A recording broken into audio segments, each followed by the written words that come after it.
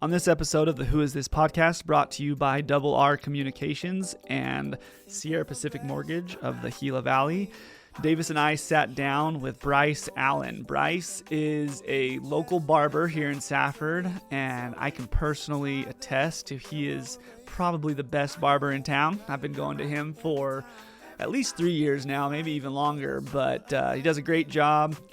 Great guy to talk to, just an all-around nice guy. So we talked about him, how he kind of got into becoming a barber and what that entailed. Then the majority of our conversation, we were talking about a new thing that he has going, which is a startup that he has, which is CBD oils. His company name is EpiCanna. I hope I said that right, Bryce. But the story behind what got him into doing this is kind of really neat. He I don't want to give it all away in the intro, but he has a daughter who last year they discovered she has epilepsy, and because of that, basically kind of what led to him wanting to help other people that might be struggling with the same type of thing, and the benefits of CBD he has found has worked for his daughter, and so he's seeing if he can help some other people that might be experiencing the same troubles. So it's really a good episode. It was a great listen, and we appreciate Bryce and his time, and hope you all enjoy the conversation. Cool. What's up, Bryce? What's going on, guys? How are you, man? Good. So welcome to the Who Is This podcast. Yeah, glad to be here. We've talked about it. I've explained to you a little bit about it, and Bryce is my barber. So I've been going to him for over 3 years now, probably over 4 years. It's been a while. Yeah. So best barber in town as far as I'm concerned. Hey, can I say something real quick? I haven't seen you in a while. Have you slimmed down a little bit? Quite a bit, yeah. Yeah. I was going to say, you look great, man. Well, I appreciate it. Yeah. I appreciate it. What's your secret? Really just making better lifestyle habits. In the gym more frequently. I should follow that. Yeah. And then the diet's the big one. Yeah. So that's the one I struggle with. Yeah.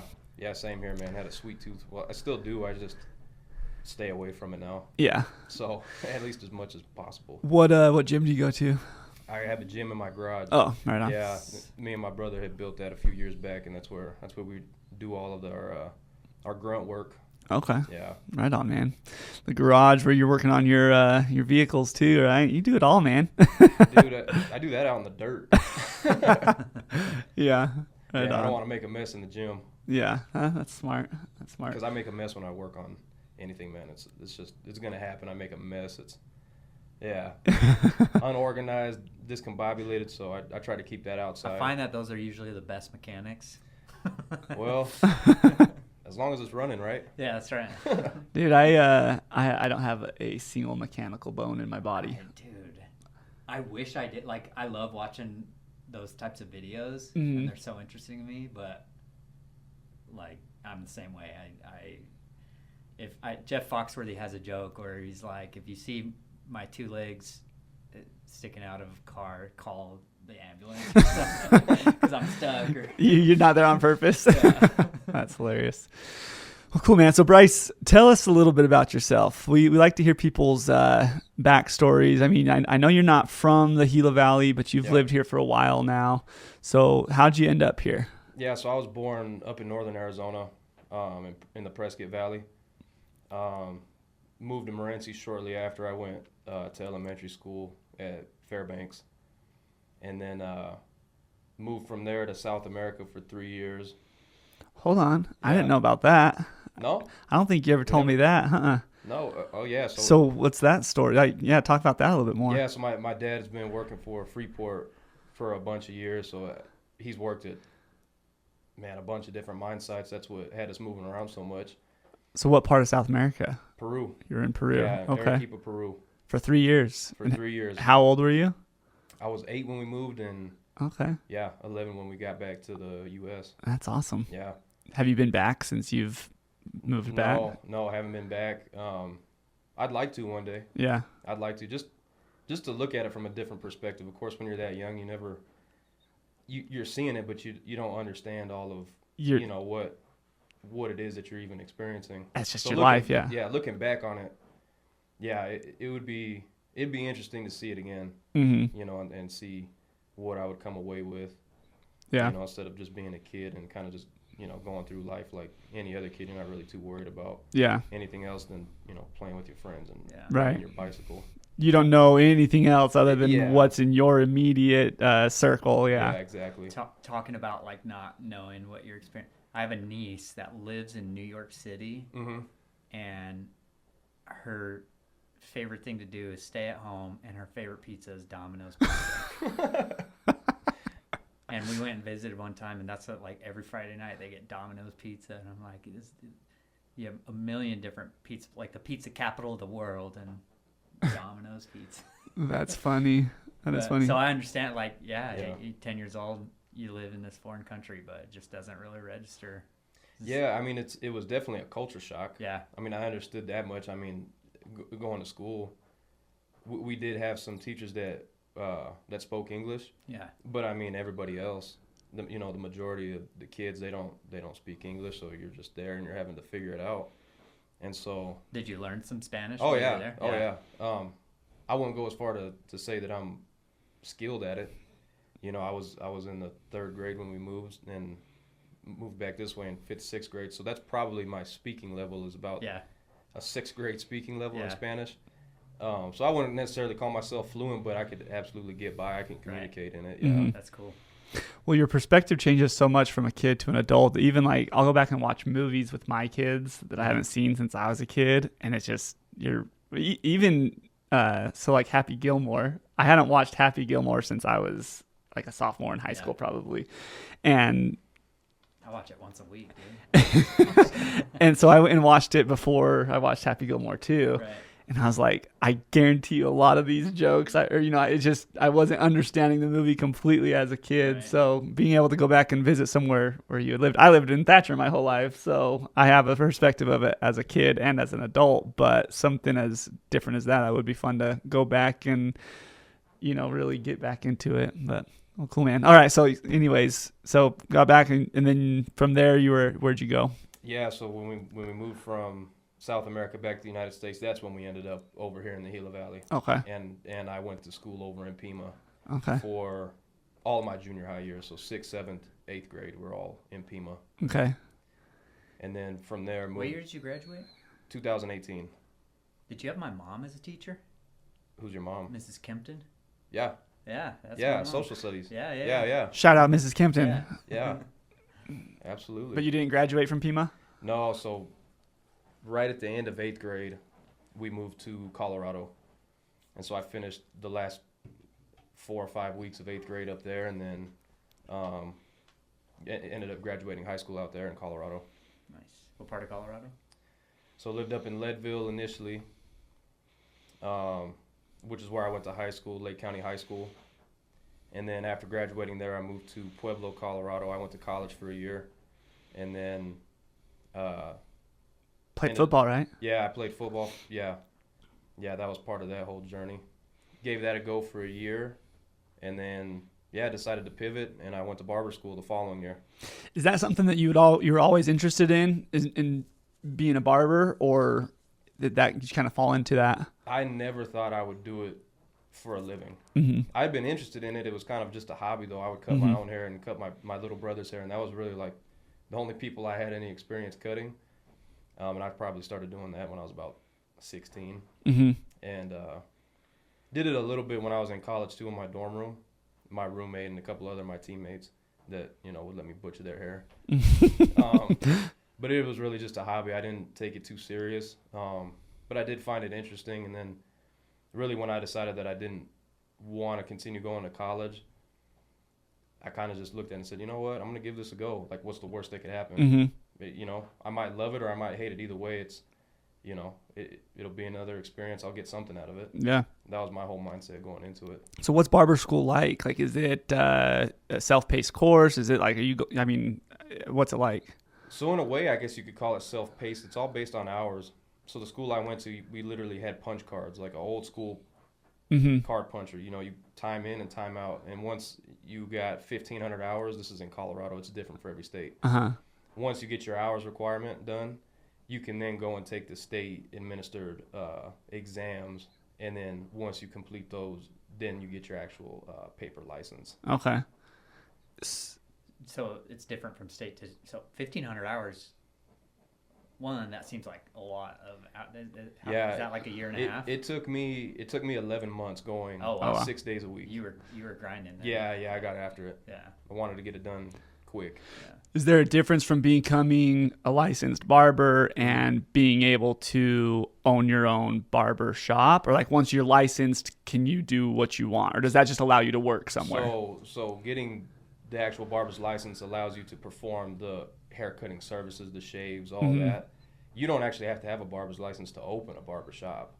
Okay. You just have to file all the paperwork to get the shop license And then through whatever state you're in. Gotcha. You don't actually have to have a license yourself. So if you were interested in opening a barber shop, even though you didn't know how to do it yourself, you could go and get all the paperwork, set up your shop, and then hire other barbers to come and work. And you just wouldn't be able to do the services yourself. But you could provide the location Absolutely. for people to come, which you've done that as well, right? Yeah. Yeah. So because now you're kind of just on your own, have your own chair. Well, actually, I got one. you do have one now. Yeah. She was there last time I was there.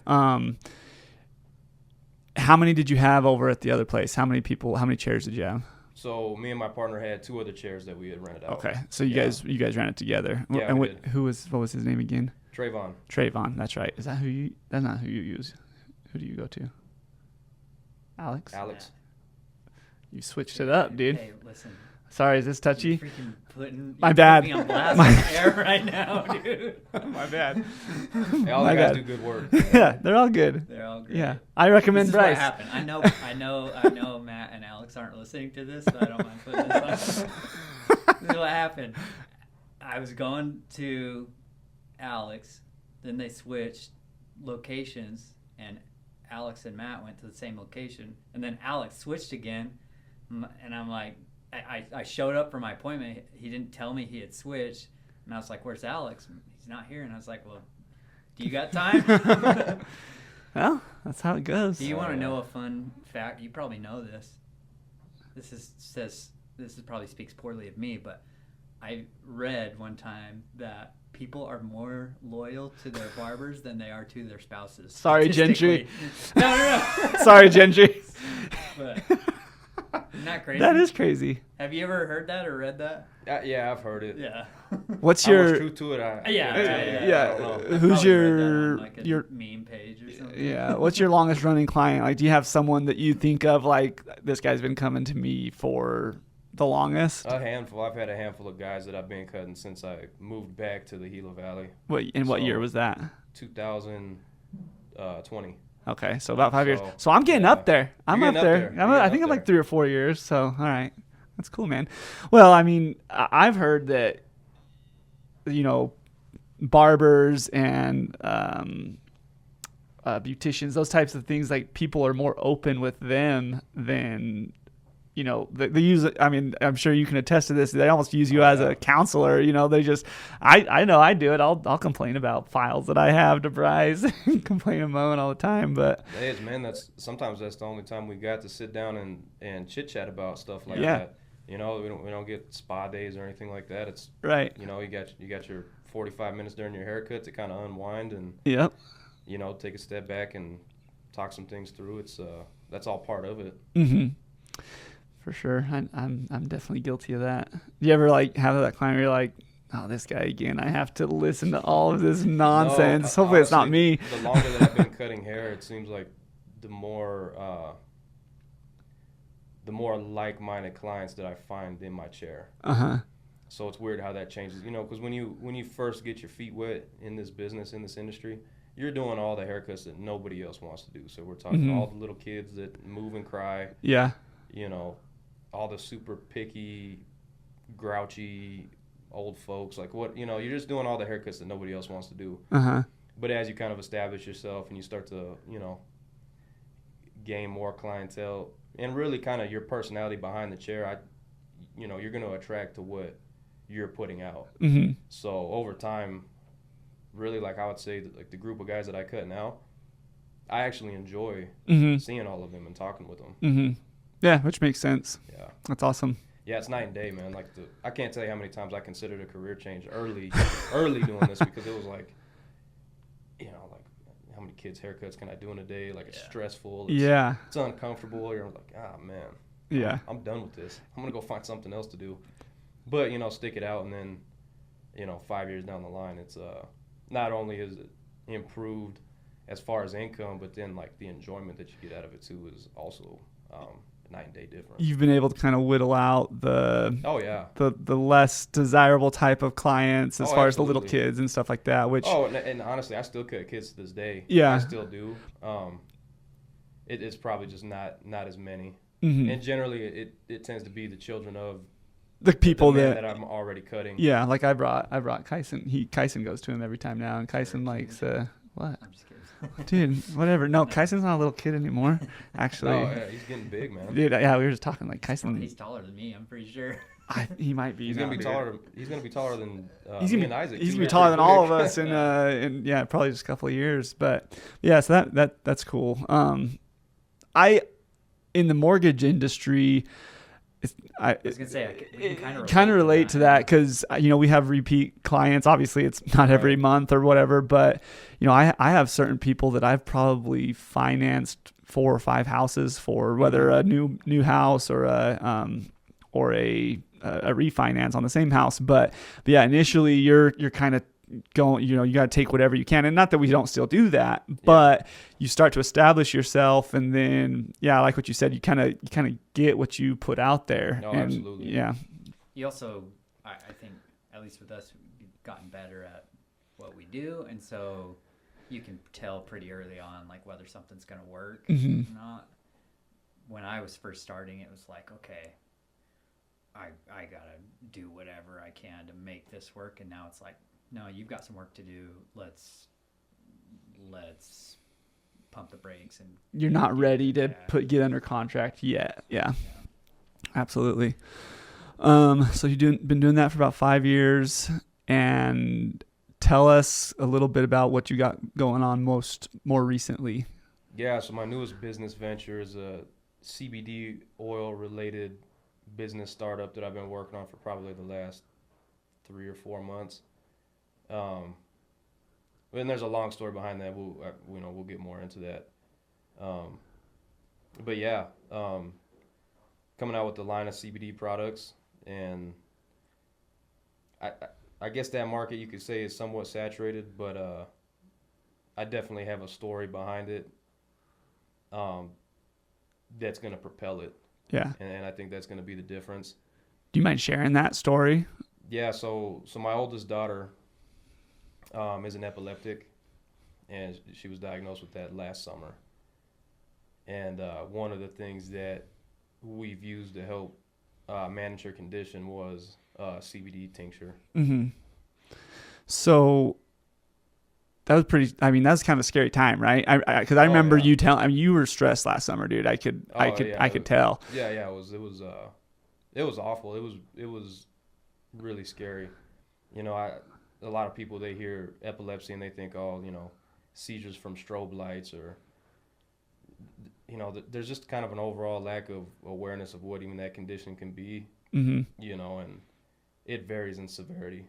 Some people have cases of epilepsy that are well managed with treatment, and then there's about a third of the people that have epilepsy are classified as drug resistant.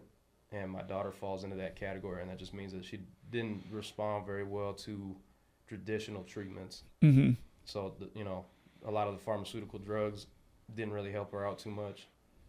And so it's just you have to go outside of the box and really dive deeper to try to see what you can do to improve their quality of life. So, if you don't mind, tell us that experience, like when you first found out, the first episode that she had. Yeah, what was? So I was here at home just working, going through my normal life. My wife and the kids were in Colorado visiting my wife's side of the family, and my daughter had her first seizure out there. So yeah, my wife called me on the phone. She was freaking out, and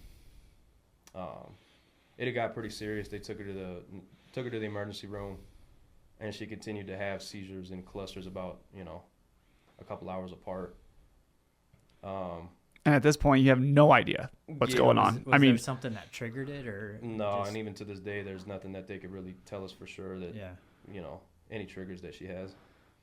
But yeah, I hopped in my car and I started driving because it was going to take too long to get a flight at Sky Harbor to fly to Denver. So I just got in the car and drove drove overnight all the way to Colorado. And they eventually did fly my daughter from the regional hospital that they took her to the Children's Hospital in Colorado Springs. Mm-hmm. And she stayed a few days in the pediatric ICU. So, scary. Terrifying. What and you just made that drive by yourself. So no, I met my mom in New Mexico, and she made like the second half of the drive with me. Yeah. Gotcha. Well, that's good. Thank God. Yeah. Yeah. So what happened when you got there? I mean, I guess because seizures doesn't always mean epilepsy, right? Yeah, not always. Like, so the next few months they just do some different tests on her, or so. When she got to the Children's Hospital in Springs, they did all the normal tests. So they put like all the electric patches on the head to monitor the brain waves. That's one of the things they use to monitor seizure activity. Mm-hmm. They didn't catch any on those. By the time she had got there, she wasn't having any seizures, but she had like 4 or 5 before getting there, that were verified by the other healthcare professionals at the regional hospital that they were at.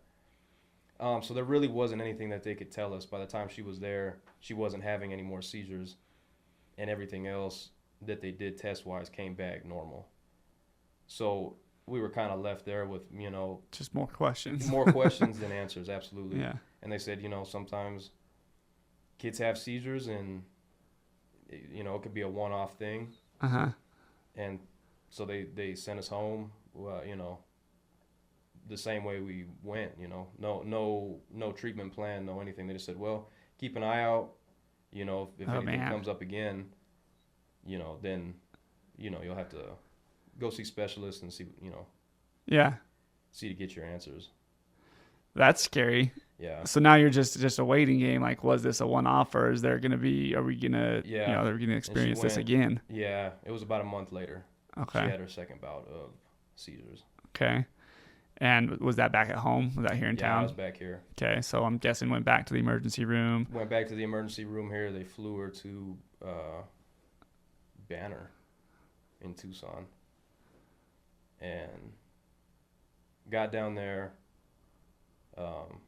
saw the neurology team, which I wasn't very impressed with. I remember you telling me about that. Yeah. Wasn't good. What didn't you like about it? Like what about the experience as far as? They just didn't answer any questions that we had. Mm-hmm. It almost seemed like a nuisance to them. All these different questions that we were having, and then they were just wanting to throw her on medication, which I understand, but like even asking questions about what it is, how does it work. Wanting to know what medication you were giving your daughter. Wanting to know what I was going to. And they were annoyed that you wanted those things answered. That's crazy. Yeah. They printed off a big sheet of like 20 different pharmaceutical drugs, and they were like, well, when you pick one out, let us know. I was like, all right. That's your job, doctor. Yeah, that's what I mean. I was, yeah. Tell me about these. Yeah, like. Yeah. Wow. It was frustrating, for sure. And so. Like you're at a cafe choosing lunch. Yeah. Like, and that's kind of how it goes sometimes, with a lot of these doctors, it feels more like a conveyor belt than trying to get, a personalized treatment. Mm-hmm. So that was frustrating. We only ended up staying one night out there, came back home, and then my daughter again, she started having seizures. This was like two or 3 days apart at this point. Mm. And that was the worst time, for sure, because we ended up taking her to the ER here. And it got to the point where it wasn't just, life altering. It became life threatening. Mm-hmm. So they flew her out again to Children's Hospital in Phoenix, and we were over there for probably about a week that time, because she was doing pretty bad there for a few days. Jeez. I'm gonna sound pretty ignorant. No, ask away. Because I was in the same boat. I had no idea what any of this was prior. What are the effects of somebody having a seizure? Because that's, I mean, all I understand about seizures is you just kind of lose control of your muscle, like your body, right? Yeah. So for some people, a seizure can be just staring off in the distance. Yeah. You know, and maybe that's the only symptom that you have. Mm. You just stare off, you blank out, a lapse in, not even really a lapse in consciousness, but just a lapse of, it's where your brain activity becomes altered. So a lot of people don't really remember having their seizures. When it came to my daughter, she would have them, and you know, they would turn into full body convulsions that would stop her from breathing, and that's where it got. So that's the life-threatening part. Yeah. Well, and that they were lasting a long time, and that she continued to have them. They would come in waves. So it's like if she had one, we knew it was only a matter of time before the next one was going to come, and it was like a matter of trying to get her out of a cycle of seizures.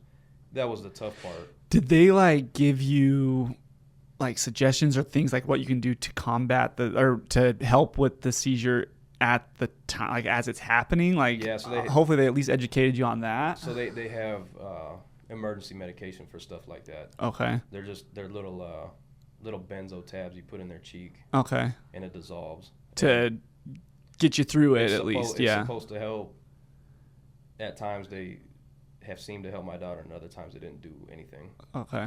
I mean, there were times where that time before she got flown out to Phoenix Children's, I mean, they were loading her up with IV benzos, like intravenous, and they weren't stopping her seizures. So that's when it got serious. Like, well, we're doing all these things to try to reduce the amount of seizures that she's having, and it just didn't work. Dude, I can't even imagine, like, from a father's perspective, how helpless you must feel.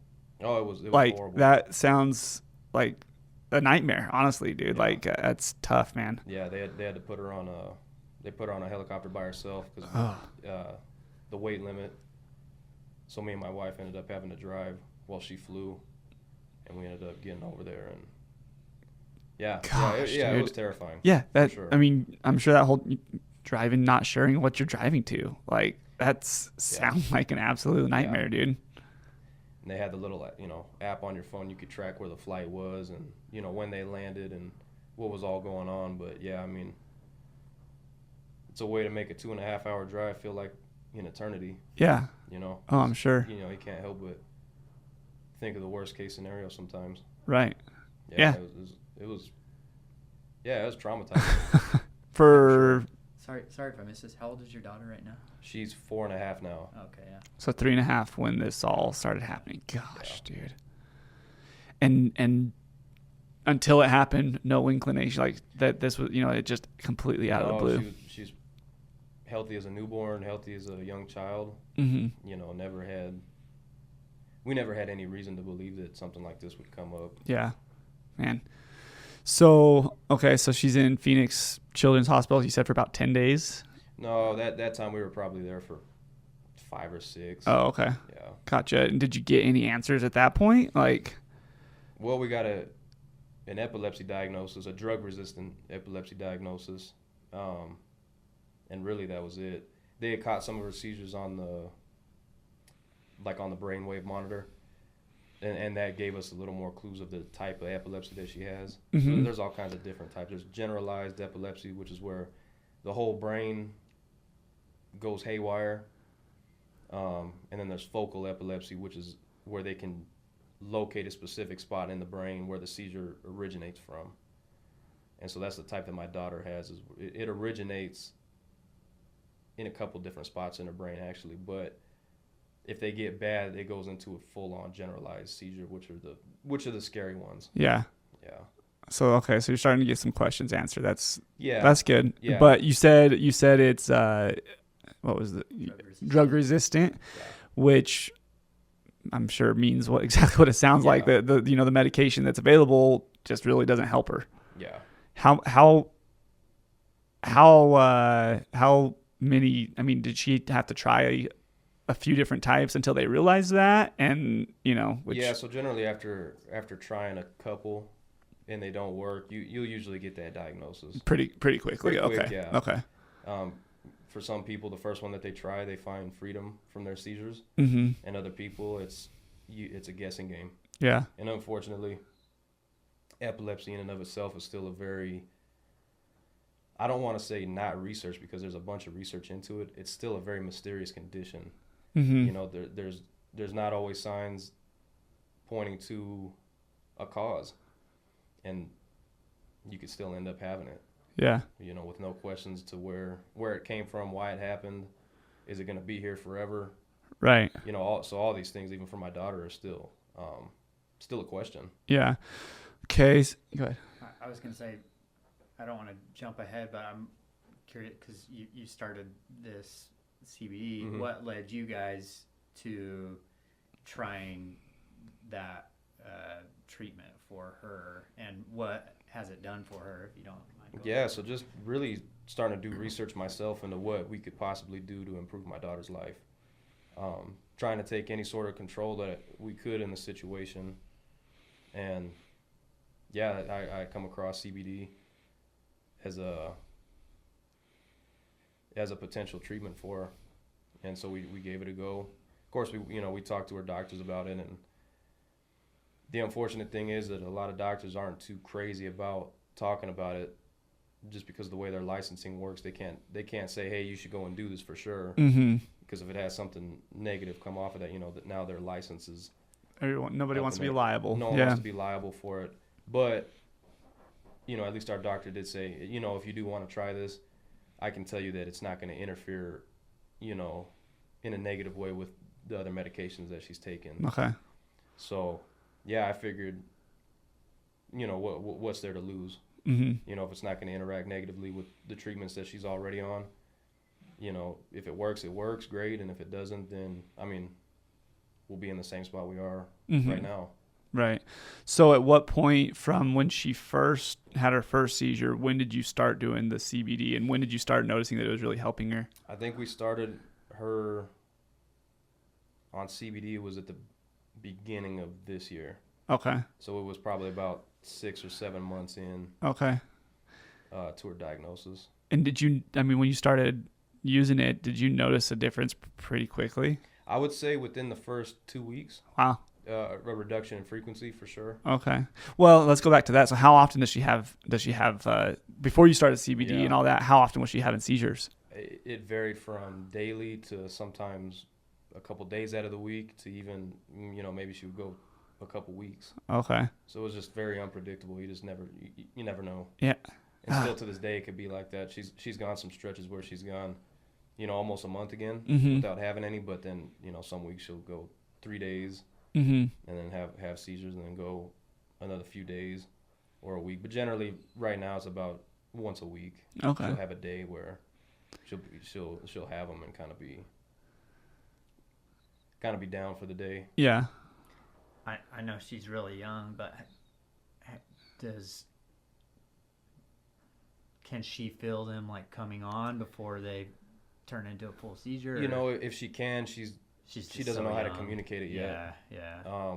And My daughter's 4.5, almost the same exact age, so I'm yeah. thinking like, yeah, there's no way my daughter would understand that, and yeah.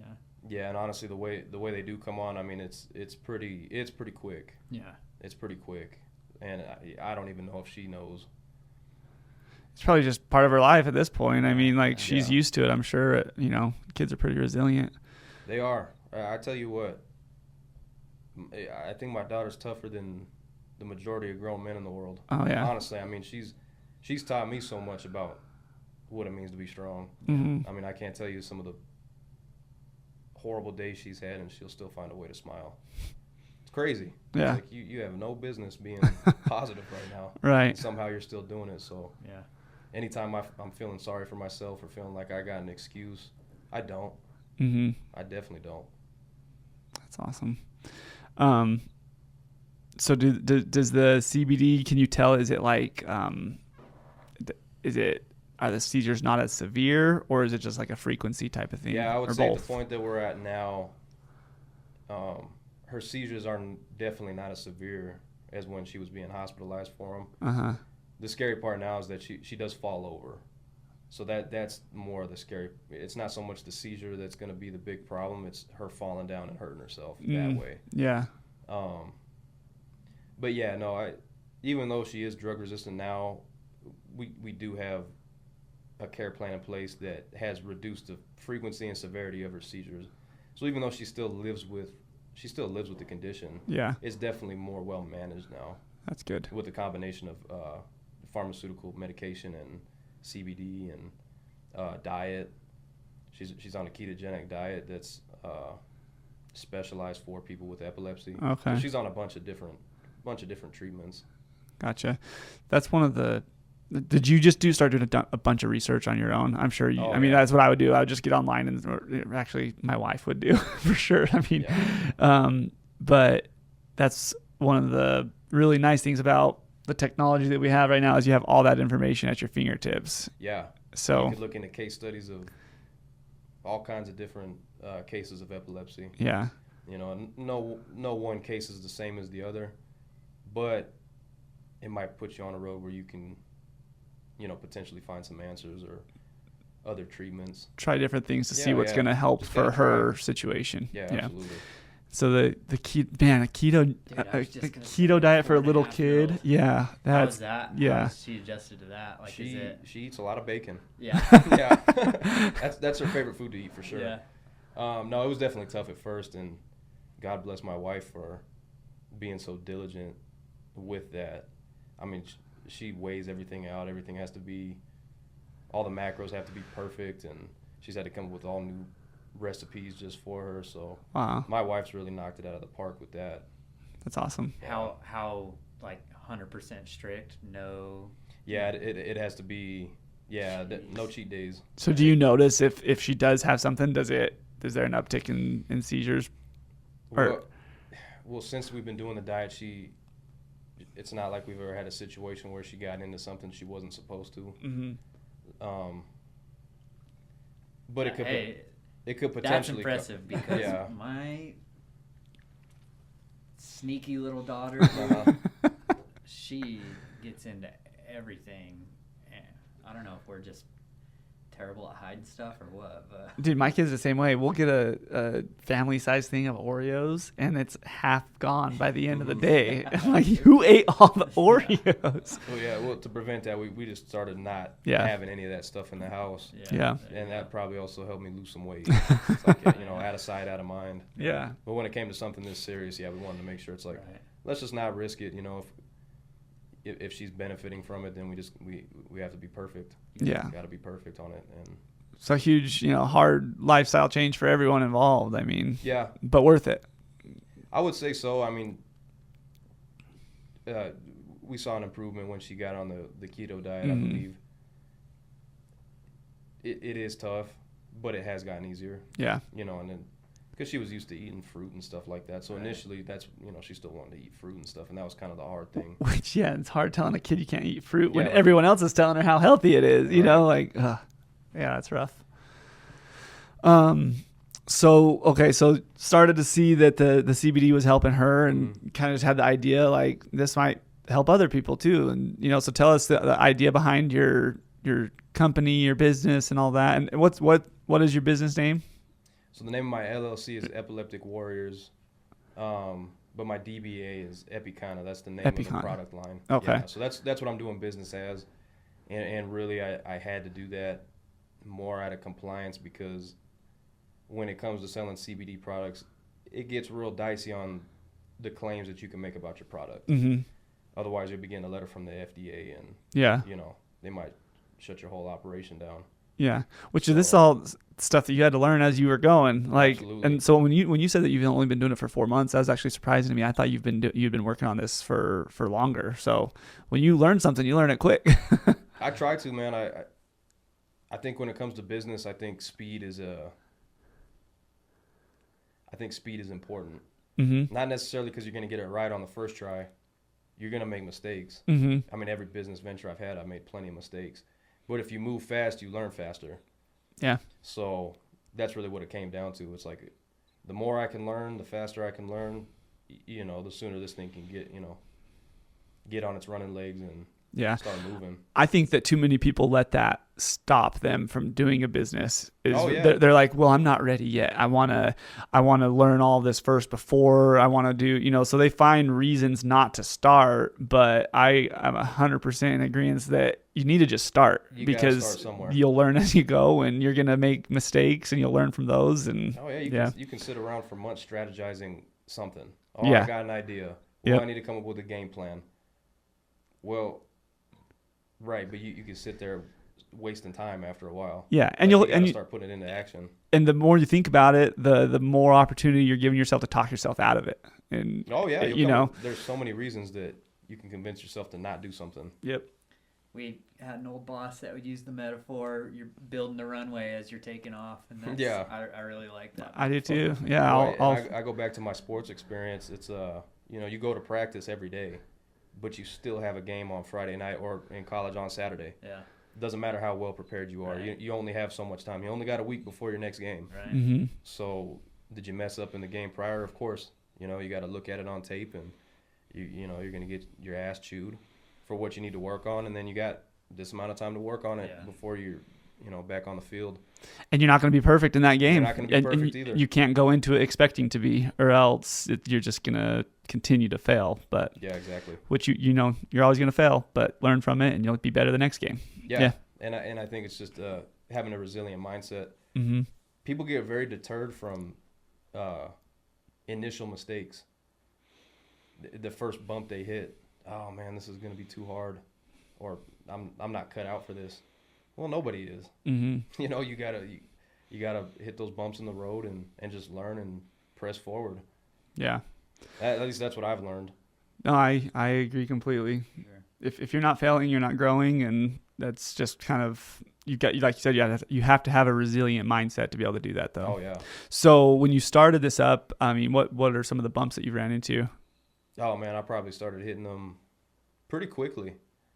It's I would say it's a difficult industry to get into just because of all the compliance around it. Uh-huh. So you want to talk about trying to find banking, merchant processing, manufacturers. It's just, it could be expensive. It is expensive to get into. And then on top of that, it's such a, like I said, it's a pain in the butt for the banking and the merchant processing. So it might take some time before you're actually making sales and, Mm-hmm. making any money on the business that you started. Yeah. And so I know that, I mean, I've seen you post stuff on Facebook and stuff. So Yeah. your product is up and going, right? Like is it live? Yeah, I do have some inventory, and I'm still hung up on getting approved through a credit card processing. Mm-hmm. Still hung up. It comes down to just their compliance. Even on my website, I have personal testimony, and even that, like I don't even know if I'll end up being able to share that on the website for the sake of compliance, because they're seeing this in all these different places I've applied to. They're saying that's like a claim you're making. They're saying it's a claim. This is going to be a red flag. This probably isn't going to fly. So, yeah, I'm getting to the point now where I'm going to have to pivot again and try to do so in a way that I'm not completely diluting my message. Mm-hmm. Because I think one of the first applications I had put in, they called me on the phone, and they're like, well, it appears as if you're trying to sell CBD to minors. And I'm like, well, you can't legally purchase CBD unless you're 18 or up. Right. So I don't see how that would be possible. It's just like I do have photos of families Mm-hmm. on the website, and even that, they're like, yeah, you need to get rid of all that.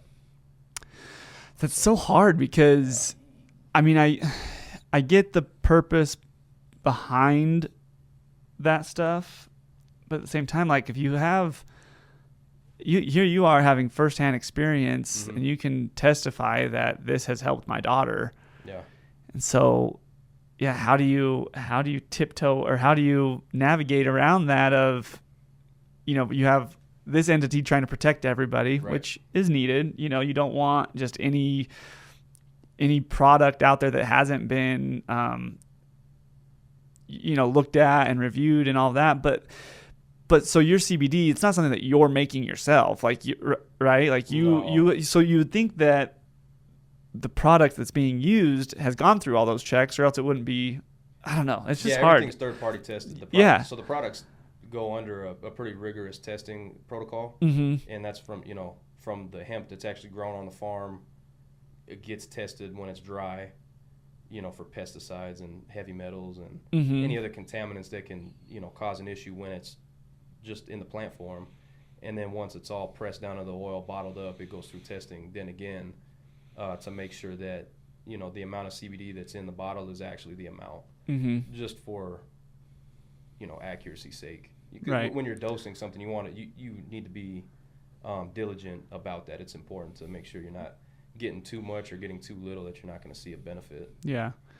Well, I hear stories all the time about the benefits of CBD for lots of different things. And so then the conspiracy theorists come out and say, well, how much of this is Big Pharma not wanting CBD to... I'm sitting here thinking, how is it easier to sell alcohol than CBD, Yeah. Right. Yeah, it is. And the thing is CBD, as long as it is 0.3% or lower in THC concentration, and that's dry weight, that's from the plant when it's harvested, it's federally legal. As of 2018, there's a 2018, it's called the Farm Bill, and when that was put into legislation, it made CBD products that have that concentration of THC federally legal in all 50 states, and I believe like Puerto Rico in the U.S. territories as well. So you can ship it all over the country. So, again, I'm coming outsider perspective. I'm totally ignorant. CBD does not get you high. No. CBD That's is... It's the THC that does. THC is the psychoactive compound in hemp or cannabis. So why... What is the how come you have to be 18 to buy CBD? Well, you have to be 18 to buy a lot of medicine. Yeah, like NyQuil or some of those other over-the-counter stuff. But the thing is I get what I'm on the same wavelength as you. Is it seems like they're making it harder than it should be for something to be accessible to people that seems to help a lot of people. Yeah, and in a way, what's so bizarre with the whole CBD industry right now is that it's federally legal. The product that I have is federally legal. To me, I don't understand why the compliance departments of these banks and merchant processors haven't caught up to that. Yeah. So I understand. Why is it so hard to get approved for a credit card for something that's federally legal? Yeah. And you look around Arizona now. Well, I know cannabis is legal here in this state now, but I mean, there's dispensaries all over the state. Yeah. Well, how many do we have in town? Illegal. Right. 2 at least. Yeah, in a small town, we have at least 2. Yeah. More than that. For an industry that is federally illegal. Right. Yeah. They have to do all their business in cash. Yeah. But they're still able, through the state of Arizona to go through and set up these businesses. But and so again, we're talking in a way about two different things, because that's the THC, right? It's not like there's more THC in what we're talking, those dispensaries. You have to have a medical marijuana card or whatever, but that stuff that they're getting, there's more THC, right? Again, I'm very ignorant to this as well. No, much higher concentration of THC in the products that you'll find in the dispensaries, and that's that people are going and buying with a medical marijuana card, and that's, but so we still have this CBD that is not that. It's that's crazy. I think where the hang up comes is that it does all come from the same plant. Right. So when people talk about hemp and cannabis or marijuana, it is actually all the same. Cannabis sativa is the species of plant, or what the scientific name of the plant. Mm-hmm. It's just classified. No, you're good. It's classified differently. That's where the name difference comes in. So if it's 0.3% or less in THC concentration, they'll call it hemp. If it's higher than that, they'll call it cannabis or marijuana. Yeah. But it's literally the same plant. It's just, the concentration of THC. Gotcha. So I think that's kind of where CBD gets kind of lumped into, there's still a stigma behind, well, this is just marijuana. Right. Even though you could take this CBD product and not have any psychoactive effects from it at all. Well, I've heard it helps with anxiety. It helps with stress. Sleep. Yeah. Yeah, I take it myself for sleep daily. Yeah. And there's no psychoactive effects to it. Mm-hmm. I do definitely notice a relaxing effect from it, but nothing psychoactive. Yeah, you're not going to get stoned from taking a few drops of CBD oil. Right. It's just there's not enough in it to Right. get that. But even THC in low amounts like that can have medical benefits in and of its own. Yeah. So here you are. You have this product that just because, and I don't know if this is where we want this to go, but just because, I mean, essentially the government hasn't made it easily accessible. Yeah. But then you have all these other freaking drugs that are so easy to get that are probably way worse for you. Oh, I'm sure. I know for a fact that some of the epilepsy medications have psychoactive effects, because I saw my daughter when she was doing pretty bad. They would give her, they call them loading doses, and so that's just a large dose of a seizure medication, and they were absolutely psychoactive. Uh-huh. You know, she would behave like she was doped up. Huh. You know, so obviously they have products like this, you know, for medical purposes that may cause psychoactive effects. Right. So I don't know why, for this instance, it's a huge problem. Yeah. And it comes down, I mean, dude, you want to talk about even further, like when it comes to me marketing my CBD oil and the company, I'm not going to be able to run any paid ads on Meta, Instagram, Google. I don't know about radio or TV, but I assume probably not. Yeah. And it's kind of the same thing. They don't want to deal with the possible repercussions of it for whatever reason. But I mean, you turn on the TV and you're seeing all kinds of pharmaceutical drug commercials. Oh, there's a new one. There's a new one every freaking week. Yeah, it's kind of weird. I'm not going to sit here and complain. I mean, I look at it as a challenge to take on, but you know, we're not playing by the same rules here. Mm-hmm. So I'm going to have to get creative when it comes to getting this out there. And I mean, my head goes, I think that it's got to come down to the money behind it. Oh, absolutely. Like, that's just. And I'll tell you, like, because I can be the tinfoil hat guy sometimes. Yeah, me too. But At least think about it. When I was doing the research into the CBD market and into the epilepsy medication market, because I'm just looking up straight numbers at this point, and this was last year, that the epilepsy medication market is set to grow by billions. I mean, we're talking within the next decade, a bunch of growth in that industry specifically. And the same with CBD.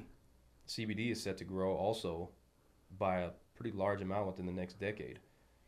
So here you have two businesses that are supposed to be for the betterment of the community, people's health, but you get competition between two businesses. So is that really, you know, how deep do we want to go with this conspiracy thing? But yeah, I mean, it sucks that you have to deal with competition and the business world at the same time as dealing with our health. Yeah. I don't like that. And really the way I look at it is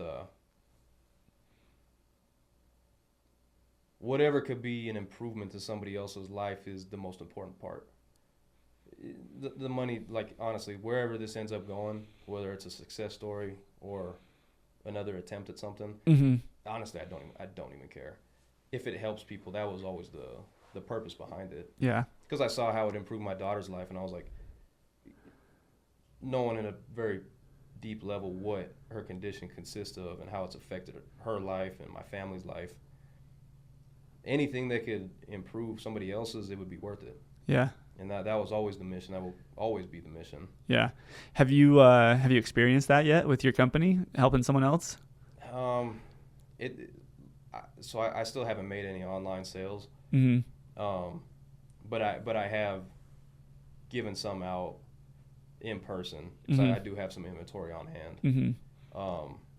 Although it was just more to people that were kind of supporting what I'm doing, right? Not actually applying it for a purpose like epilepsy. Yeah. And that's just because I don't really know a whole lot of people whose kids have epilepsy. Right. And the ones that I do, they're already in a place where their treatment is going well. So why introduce something else? Yeah, if it's not broken, don't fix it. Yeah. And I'm still a believer in that with epilepsy. Like, mm-hmm. honestly, I wouldn't tell if someone is an epileptic and they haven't had a seizure in a long time based on whatever treatment they're doing, whatever Don't drug they're on, change it. don't Yeah. change it. Yeah. Don't change it and try. Like, if you were interested in maybe getting off a pharmaceutical drug and doing something that is a little bit more natural, you know, I would say definitely talk to your doctor about it. Right. You know, don't cold turkey your medication and switch to CBD. Yeah. If it's not broke, don't fix it. Yeah. And that's just because I know how serious the condition can be. It's hard to manage. Yeah. So, yeah, if you ever do find a solution to your problem and it's working, yeah, stick to it. Yeah. Yeah, I'm not going to try to sell a product to somebody who's doing well. That's good. We're the same way. We're not going to recommend you refinance if you have a 3% interest rate. Right. So that's good, man. But to other people who are interested in the CBD product, I mean, because the other thing behind the story, it's like I don't necessarily just want to limit my product to, okay, this is for people who are epileptic. Mm-hmm. Plenty of people could see health benefits from implementing a CBD product into their life. Mm-hmm. People who have insomnia or people who are trying to manage stress. CBD is anti-inflammatory, so it helps a lot of people with pain, people who have arthritis. It's a neuroprotectant, so it could be good to use for people that have degenerative neurological conditions like Alzheimer's or dementia. Mm-hmm. And there's a whole bunch of research into it. Mm-hmm. Once I started diving into it, so really my whole story with the seizure aspect of it is that's just from my personal. Yeah. That was my personal story behind the CBD brand, but I don't necessarily want to just limit it to that. Yeah. That makes sense. Yeah. That's what got you interested or looking into it, you know, but it's the purpose. It was that's the purpose not the only behind the movement. Yeah. But that's not all that it can do. Yeah, because like I said, I use it for myself, for sleep and for joint pain, for Mm-hmm. cutting hair, you know, snipping scissors. Sometimes my hands and wrists I get flare-ups. Yeah. And yeah, from what I can tell, I mean, I love the stuff. Yeah. I take it daily. I think Is it? Educate me here. Is it? So it's an oil. Is it something you consume or you rub it on? So there are topical products that you can Yeah. use. The stuff that I have is like you drop it underneath your tongue and hold it there for about 30 seconds. Yeah. So it's like an oral, a supplement that you take like that. Yeah, I think I'm glad we've had this conversation because I think something like this can be very valuable. If there's anyone out there that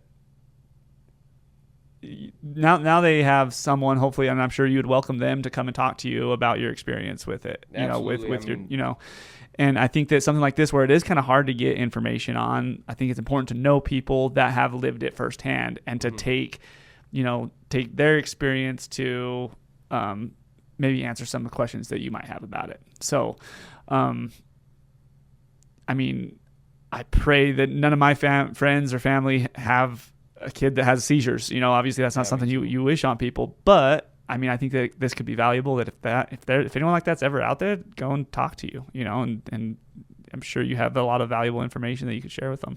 I would hope so. I mean, and really, I kind of put myself back a year's time. It would have been inspiring to see somebody doing this. Mm-hmm. You know, something you can kind of look to. Oh, well, they've been through the same thing that I'm going through right now. Mm-hmm. You know, maybe they do have a solution, or maybe they do have something they can offer. And really, kind of when I was going through it, there was nothing that I could really find in particular that filled that gap, filled the need, and that's the business mind in me recognized that after the fact, and I was like, you know what, I could do something here. Yeah, I could fill that gap. Yeah, that's awesome. So let's say there is someone out there that happens to be listening to this podcast when we release it later this week. What's the best way they can get a hold of you? Like through the Facebook page, or through any of the social pages, or and what are they? What's your business page? It's just epi.canna, and that's the same one for Facebook, Instagram. Okay. We're on TikTok as well. Or my website is epicanna.com. Okay. So you can find information there. DM, email. Okay. Yeah, if anyone was interested, has questions, unrelated to CBD, even if it was something that had to do with epilepsy or just wanted somebody to talk to, absolutely would be open to sharing anything I can offer. That's cool, man. And I can personally attest that he's easy to talk to too. I probably share too much whenever you're cutting my hair, man. but it's good to have those conversations. It is. That's definitely one of the skills I developed behind my chair. Yeah. Because I never would have considered myself a great speaker or the best intrapersonal skills out there, but definitely working in an industry like barbering, man, it's something you work on every day. Yeah. Every day you're talking to people and building relationships, and yeah. It's a wild ride. That's awesome. I guess I should ask, are you accepting new clients? Always. Oh, okay. Always. And where are you located? I'm located now at 755 South 7th Ave in Safford. It's across the street from Ace, right? Or is it is it street over? It's a street over from Street Ace. over from Ace. Behind Okay. Ace. Yeah. Oh, no. You're Street over. Isn't there that new church? Yes. Yeah. So there's Yeah. that new church right by Main Street. And That there's the Mikasa yeah, tortilla tortillas. factory. Yeah. It's all in right in that area. That corner. Yeah. Yeah. Cool. Yeah, and then you handle your bookings through Booksy, right? You can be found on Booksy. Yeah, I do all my bookings through there. Yeah. And then I got my phone number on there too, so people can reach out that way as well.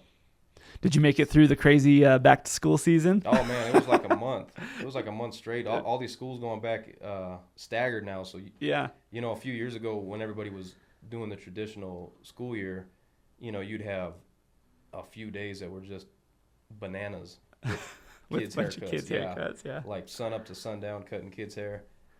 And it's been different the last couple of years because it was like that first wave was all Morenci and Safford kids because they're on whatever year-round schedule they're doing. Mm-hmm. And so there was a wave then, and then Pima went back to school, so there was another wave of Pima kids, and then Thatcher went back, so then there was another wave of Thatcher kids. So it really did. That rush lasted about a month. Yeah. Yeah, it wore me out, man. That's good, though. That's good. Yeah. No, I love it. Right on. I love it. Well, cool, man. Do you have any other questions for him, Davis? Do you have anything else that you want to share?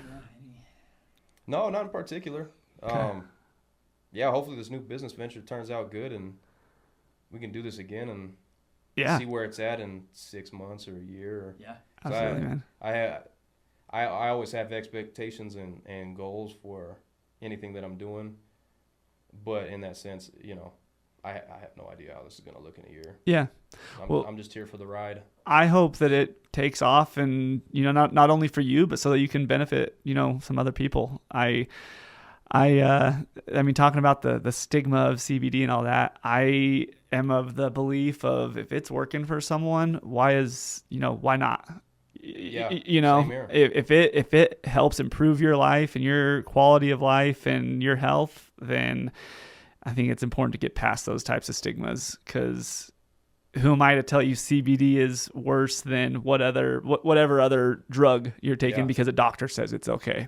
And that's my personal own honest opinion on it. So, and hopefully as this movement grows and the brand grows and we can reach more eyes, that was always something that I wanted to make a talking point, was really to bring this topic to light and differentiate, CBD from the cannabis industry as a whole, because when you hear about marijuana products, you're thinking about, smoking weed, or, it still has that stigma of these are drug users. This is casual drug use. Right.